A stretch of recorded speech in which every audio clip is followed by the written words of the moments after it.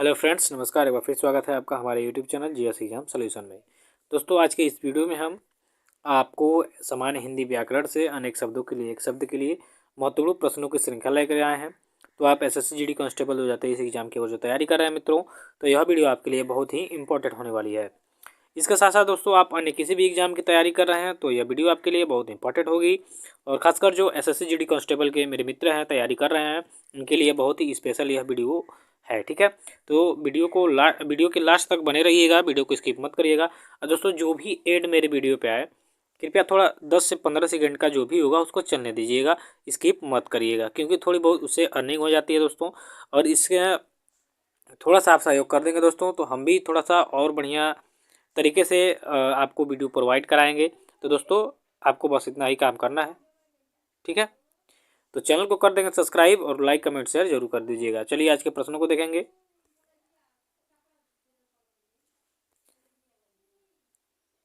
पहला प्रश्न है कि शक्ति की उपासना करने वाले को क्या कहते हैं, यानी शक्ति की उपासना जो करते हैं उनको एक शब्द में क्या कहते हैं। विकल्प ए है शाक्त, बी है शैव, सी है पंथी और डी है वैष्णव।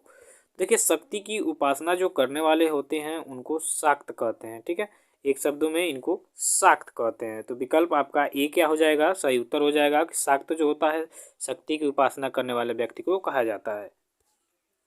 इसी तरह दूसरे नंबर का प्रश्न है मित्रों कि मरणासन अवस्था वाले के लिए एक शब्द क्या होगा। मरणासन अवस्था वाले के लिए एक शब्द क्या होगा। विकल्प ए है मृतगामी, बी है मुमूर्षु, सी है मरणोपरांत और डी है मैमर्त्य।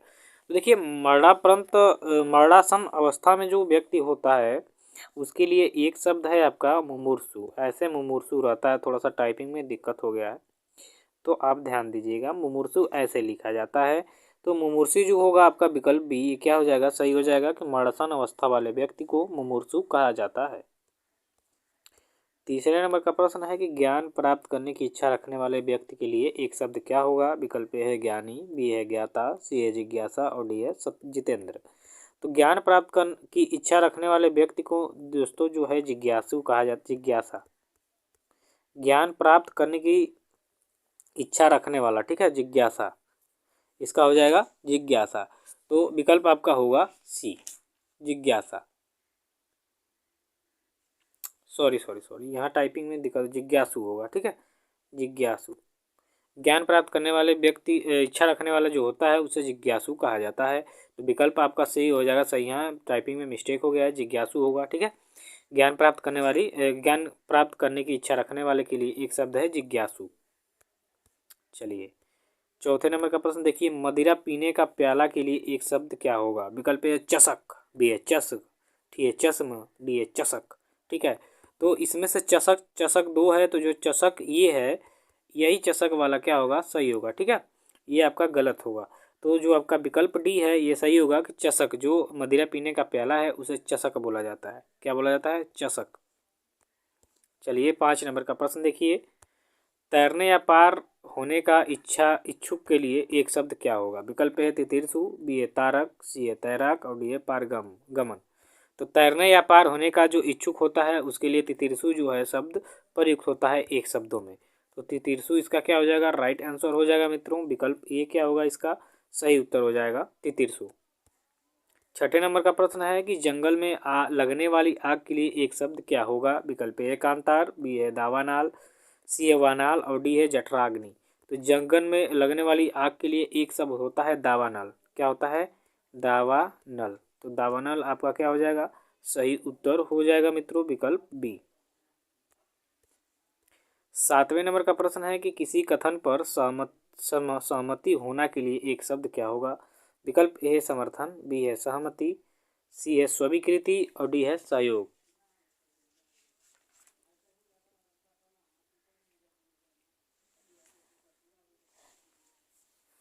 तो किसी कथन पर सहमति होना के लिए एक शब्द हो जाएगा मित्रों स्वीकृति। क्या हो जाएगा, स्वीकृति। तो विकल्प आपका इसमें जो सी दिख रहा है यही क्या हो जाएगा, सही उत्तर हो जाएगा। तो विकल्प सी इसका क्या होगा, सही उत्तर होगा, स्वीकृति। किसी कथन पर सहमति होना के लिए एक शब्द होगा स्वीकृति। 8वें नंबर का प्रश्न है कि जिसके बराबर कोई न हो के लिए एक शब्द क्या होगा। विकल्प ए है अजय, बी है लोकातीत, सी है विलक्षण और डी है अनुपम। तो जिसके बराबर कोई ना हो उसके लिए एक शब्द में अगर जो देखा जाए दोस्तों तो अनुपम होगा। क्या होगा? अनुपम। तो अनुपम आपका जो है राइट आंसर हो जाएगा, विकल्प डी अनुपम। चलिए 90 नंबर का प्रश्न है, जिसके पास कुछ न हो के लिए एक शब्द होगा। विकल्प ए है अकिंचन, बी है गरीब, सी है दरिद्र और डी है असहाय।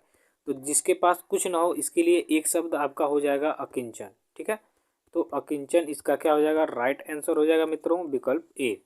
जिसके पास कुछ न हो उसके लिए एक शब्द होगा अकिंचन। 10 नंबर का प्रश्न है कि भला चाहने वाले के लिए एक शब्द क्या होगा? विकल्प ए सहायक, बी है हितैषी, सी है भलाई और डी है स्वार्थी। तो भला चाहने वाला जो होता है वो हितैषी होता है। ठीक है, हितैषी आपका क्या हो जाएगा? राइट आंसर हो जाएगा।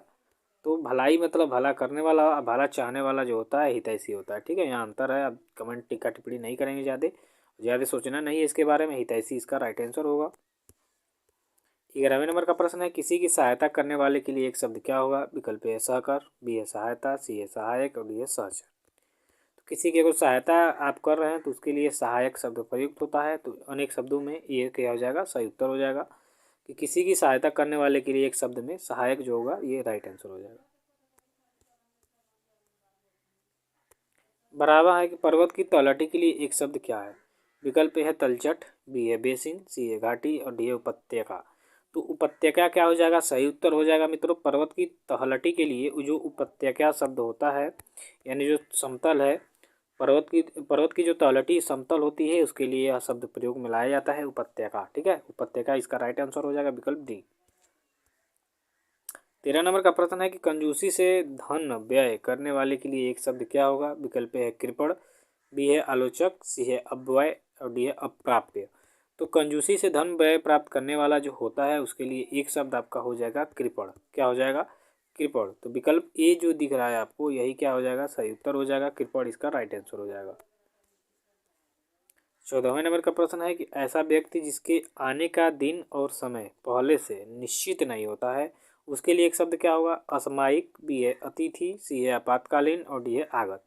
तो ऐसा व्यक्ति जिसके आने का दिन और समय पहले से निश्चित नहीं होता है वही आपके अतिथि होते हैं। ठीक है, अतिथि पहले से बता के नहीं आते, अचानक से ही आते हैं, जिनका समय और दिन पहले से क्या होता है? फिक्स नहीं रहता है, निश्चित नहीं रहता है। तो विकल्प बी इसका क्या हो जाएगा? सही उत्तर अतिथि। 15वें नंबर का प्रश्न है कि जिसे प्रमाण द्वारा सिद्ध ना किया जा सके उसके लिए एक शब्द क्या होगा? विकल्प ए है अप्रमाणित, बी है अनुप्रमाणिक, सी है अप्रमेय और डी है अपरिचित। जिसे प्रमाण द्वारा सिद्ध न किया जा सके उसे अप्रमेय कहेंगे। ठीक है, अप्रमेय। तो अप्रमेय इसका जो विकल्प सी दिख रहा है यही क्या होगा? सही उत्तर होगा। तो अप्रमेय इसका राइट आंसर हो जाएगा। 16वें नंबर का प्रश्न है, जिसका शत्रु पैदा न हो उसके लिए एक शब्द क्या होगा? विकल्प ए शत्रुहीन, बी है निशत्रु, सी है अशत्रु और डी है अजात शत्रु। तो जिसका शत्रु पैदा न हुआ हो उसके लिए एक शब्द आपका हो जाता है अजात शत्रु। अजात शत्रु। ठीक है, अजात शत्रु ये आपका हो जाएगा। जो बिंदुसार था, बिंदुसार जो उसे अजात शत्रु कहा जाता है। क्यों? क्योंकि उसका कोई शत्रु पैदा नहीं हुआ था। विकल्प डी इसका क्या हो जाएगा? सही उत्तर हो जाएगा। 17 नंबर का प्रश्न है, जिसका उपचार न हो सके के लिए एक शब्द है। विकल्प ए असाध्य, बी है अनुपचारी, सी है दुखधारी और डी है साधनहीन। तो जिसका उपचार न हो सके इसके लिए एक शब्द आपका हो जाएगा असाध्य। ठीक है, तो असाध्य इसका क्या हो जाएगा? राइट आंसर हो जाएगा, विकल्प ए क्या होगा? सही उत्तर। 18वां प्रश्न है कि जो इंद्र पर विजय प्राप्त कर चुका हो उसके लिए एक शब्द। ए है इंद्र, बी है इंद्रजीत, सी है इंद्रिवश और डी है इंद्रजय। तो जो इंद्र पर विजय प्राप्त कर चुका है दोस्तों उसके लिए एक शब्द है इंद्रजीत। क्या है? इंद्रजीत। तो विकल्प आपका जो बी है यही क्या हो जाएगा? सही उत्तर हो जाएगा। 19 नंबर का प्रश्न है कि उच्च कुल में पैदा व्यक्ति के लिए एक शब्द है। विकल्प है श्रेष्ठ, बी है धनी, सी कुलीन और डी है संवर्ण। तो उच्च कुल में जो पैदा होता है व्यक्ति उसके लिए एक शब्दों में व्याख्या करें तो कुलीन उसके लिए शब्द जो होता है यही प्रयुक्त होता है। तो विकल्प सी है आपका सही उत्तर हो जाएगा। कुलीन, जो उच्च कुल में व्यक्ति पैदा होता है इसे कुलीन कहते हैं। 20 नंबर का प्रश्न है कि पृथ्वी के तीनों ओर पानी वाला स्थान किस नाम से कहलाता है? बी है ए है द्वीप, बी है महाद्वीप, सी है देश और डी है प्रायद्वीप। तो पृथ्वी के जो तीनों ओर से पानी से घिरा होने वाला जो क्षेत्र होता है यह होता है आपका प्रायद्वीप। जैसे हमें भारत में प्रायद्वीपीय भारत अर्थात दक्षिण भारत को कहा जाता है, क्योंकि एक और अरब सागर से, एक और बंगाल की खाड़ी से और एक और हिंद महासागर से क्या है, घिरा हुआ है। तो ये प्रायद्वीपीय क्षेत्र है, इसलिए तीनों ओर से पृथ्वी का वैसा जो तीनों ओर पानी से घिरा रहता है प्रायद्वीपीय कहलाता है। विकल्प आपका डी हो जाएगा। चलिए 8 बजे रात को स्टैटिक जीके के लिए आप तैयार रहिएगा मित्रों। आज के लिए बस इतना ही, मिलते हैं नेक्स्ट वीडियो में।